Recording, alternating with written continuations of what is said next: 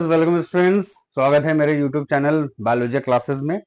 और बच्चों, मैं आपको आज पढ़ाने जा रहा हूँ प्लास्टिड्स के बारे में, जो कि सेल ऑर्गेनेल है। किसके अंदर पाया जाता है? सेल के अंदर पाया जाता है और सेल स्ट्रक्चर में इसको बताया जाता है। ठीक है ना, क्योंकि सेल स्ट्रक्चर के अंदर अलग अलग सेल ऑर्गेनेल्स होते हैं, उनमें से प्लास्टिड भी एक है।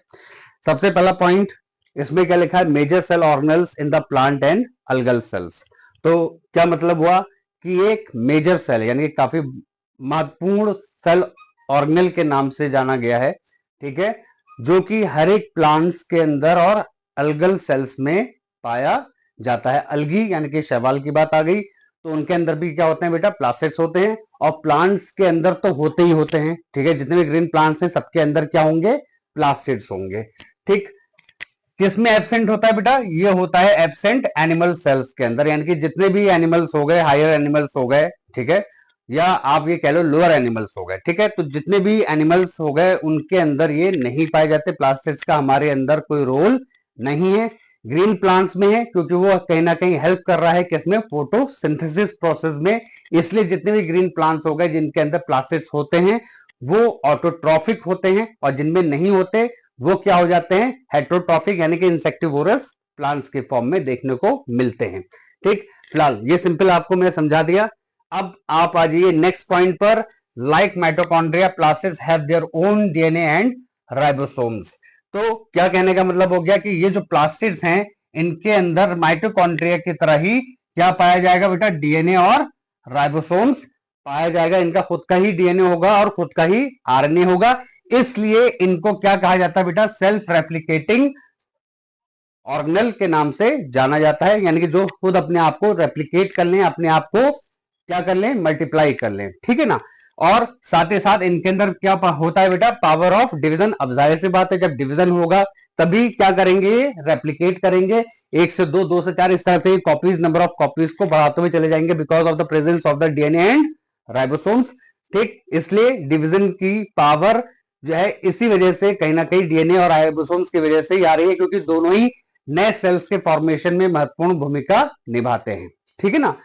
अब आ जाओ नेक्स्ट पॉइंट पर। Responsible for photosynthesis, storage of starch. तो जो प्लास्टिड्स होते हैं बेटा, तो प्लास्टिड्स जो है, जैसे कि यहाँ पर फोटोसिंथेसिस लिखा है, तब आपको फौरन समझना है कि फोटोसिंथेसिस में कौन सा प्लास्टिड्स रेस्पॉन्सिबल होता है बेटा? वो होता है क्लोरोप्लास्ट। ठीक, तो क्लोरोप्लास्ट जो होता है वो ग्रीन प्लास्टिड्स होते हैं। ठीक है, ग्रीन कलर प्लास्टिड्स होते हैं, क्योंकि इनके अंदर क्या होता है बेटा? क्लोरोफिल पिगमेंट पाया जाता है। और पिगमेंट जो होता है वो कलर को इंपार्ट करता है, यानी कि एक तरह से कलर देता है। तो क्लोरोफिल होने की वजह से जो क्लोरोप्लास्ट है वो ग्रीन कलर होते हैं, और इसी वजह से फोटोसिंथेसिस उनके यहाँ सिंथेसाइज होता है, यानी फोटोसिंथेसिस होता है। ठीक है, क्योंकि क्लोरोफिल जो होता है वो सनलाइट को एब्जॉर्ब करके फर्दर फोटोसिंथेसिस की प्रक्रिया को आगे बढ़ा देता है। और जो फूड अब बन रहा है फोटोसिंथेसिस में, वो भी कहीं ना कहीं कहां स्टोर होता है? प्लास्टिड्स के अंदर। और किस फॉर्म में होगा? स्टार्च की फॉर्म में होगा, कॉम्प्लेक्स कार्बोहाइड्रेट की फॉर्म में होगा। अब ये पॉइंट भी आप लोग के लिए इंपॉर्टेंट है। Chloroplast are the site of photosynthesis. इस पॉइंट को बेटा आप लोग को अच्छे से याद रखना है। क्या? कि जो फोटोसिंथेसिस की जो साइट है वो क्या है? क्लोरोप्लास्ट। मैं सब बात आपको बता ही चुका हूं अभी फोटोसिंथेसिस के बारे में भी और क्लोरोप्लास्ट के बारे में। क्लोरोफिल पिगमेंट की वजह से फोटोसिंथेसिस की प्रक्रिया कहां होगी? वो प्रक्रिया होगी आपकी किसके अंदर? क्लोरोप्लास्ट के अंदर होगी, because of the presence of chlorophyll pigment. इसलिए रिपीट कर रहा हूं ताकि आप लोग को याद रहे। आप ये मत समझिए कि मैं रिपीटिशन कर रहा हूं, आप ही लोग की वजह से करता हूं बच्चों। ठीक है ना। अब देख लीजिए ध्यान से। प्लास्टिड्स कंटेनिंग पिगमेंट्स, यानी कहने का मतलब क्या हो गया कि प्लास्टिड्स के अंदर क्या होते हैं? पिगमेंट्स होते हैं। ठीक है, जैसे कि अभी मैंने आपको बताया कौन सा पिगमेंट हो गया? क्लोरोप्लास्ट के अंदर क्लोरोफिल पिगमेंट। ठीक, और अलग अलग दूसरे प्लास्टिड्स के अंदर भी अगर आप देखो तो उसके अंदर भी पिगमेंट्स होते हैं, जिसके ऐसे डिफरेंट कलर्स भी और चीजों को दिखता है। जैसे अभी टाइप्स ऑफ प्लास्टिड्स मैं आपको समझाऊंगा, यहां पर नहीं। तो प्लास्टिड्स के अंदर क्या हो गया? पिगमेंट्स होते हैं, और वो रेस्पॉन्सिबल होते हैं for different colours of flowers, fruits etcetera. ये पॉइंट है जो भी मैं आपको बताना चाह रहा था। क्या मतलब हो गया? अब जैसे टाइप्स में आप आओगे तो टाइप्स में सबसे पहले लिखा है क्रोमोप्लास्ट। अब क्रोमोप्लास्ट में क्या है? ये प्रोवाइड करता है किसको? कलर्स को, यानी कि अलग अलग डिफरेंट रंग्स को, विभिन्न तरह के रंगों को ठीक है, ये कलर्ड प्लास्टिड्स होते हैं, जैसे कि लाल, रेड हो गया, ऑरेंज हो गया, येलो हो गया, पर्पल हो गया। ठीक है, कई ढेर सारे कलर मिलते हैं, लेकिन ग्रीन कलर में इनका कोई रेस्पॉन्सिबल फैक्टर नहीं माना जाता। ये रेस्पॉन्सिबल ग्रीन कलर में या ग्रीन लीव्स के लिए, ग्रीन स्टेम्स के लिए रेस्पॉन्सिबल नहीं होते। आप कहीं पर भी बाहर चले जाओ, आपको पेड़ पौधों पे जो फ्रूट्स वगैरह दिखाई दे रहे हैं, ठीक है, या जो फ्लावर्स दिखाई दे रहे हैं, वो सब के जो रंग आपको अलग अलग दिखाई दे रहे हैं, वो बिकॉज ऑफ द क्रोमोप्लास्ट। तो इस पॉइंट की वजह से ये वाला भी पॉइंट आपका क्लियर हो गया, क्योंकि इनके अंदर क्रोमोप्लास्ट में अलग अलग पिगमेंट्स होते हैं, जिसकी वजह से यहाँ पर फ्लावर्स के और फ्रूट्स के कलर आपको देखने को मिल जाएंगे। तो आपको समझ में आ गया होगा। नाउ टाइप्स में दूसरा जो टाइप आता है वो आता है प्लास्टिड में क्लोरोप्लास्ट। क्लोरोप्लास्ट क्या है बेटा? इनके अंदर ग्रीन पिगमेंट होते हैं, ग्रीन कलर प्लास्टिड्स होते हैं, ठीक है, और फोटोसिंथेसिस में हेल्प करते हैं। मेनली कहां पाए जाते हैं? ग्रीन लीव्स में और ग्रीन स्टेम्स में। ठीक है, पेड़ में जो उनके स्टेम्स होती है उसमें बहुत कम देखने को मिलता है, लेकिन जो ग्रीन प्लांट्स होते हैं तो उनकी जो स्टेम होती है वो भी आपकी ग्रीन होती है, और ग्रीन लीव्स तो है ही ग्रीन। तो इन दोनों के अंदर आपको क्लोरोप्लास्ट देखने को मिल जाएंगे और फोटोसिंथेसिस में हेल्प करते हैं। अब आता है लास्ट, ल्यूकोप्लास्ट। ये काफी इंपॉर्टेंट माना गया है, इसको भी देख लीजिए। ये कैसा प्लास्टिड है बेटा? ये है कलरलेस, इसके अंदर कोई भी पिगमेंट नहीं होता, व्हाइट पिगमेंट के तौर पे होता है, तो मतलब इसमें कोई कलर इंपार्ट नहीं होता, कोई भी कलर देखने को नहीं मिलता। हाँ, इसका काम क्या होता है? Synthesise and storage of starch, fats and proteins.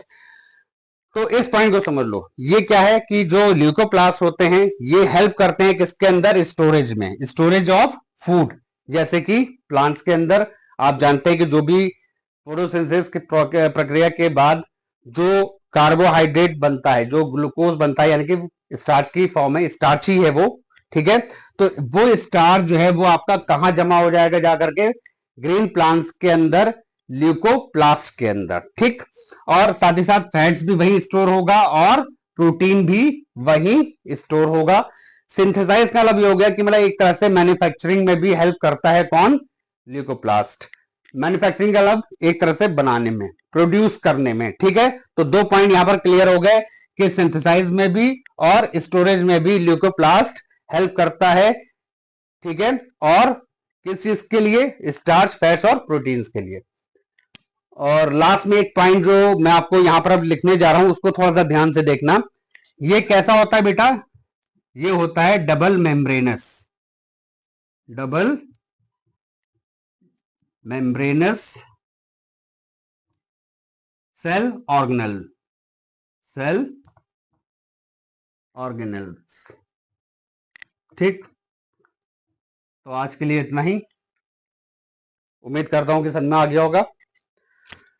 Like और सब्सक्राइब करें, कमेंट करें, कमेंट से मुझे मोटिवेशन मिलता है और इम्प्रूव करने के लिए इंस्पिरेशन भी मिलता है।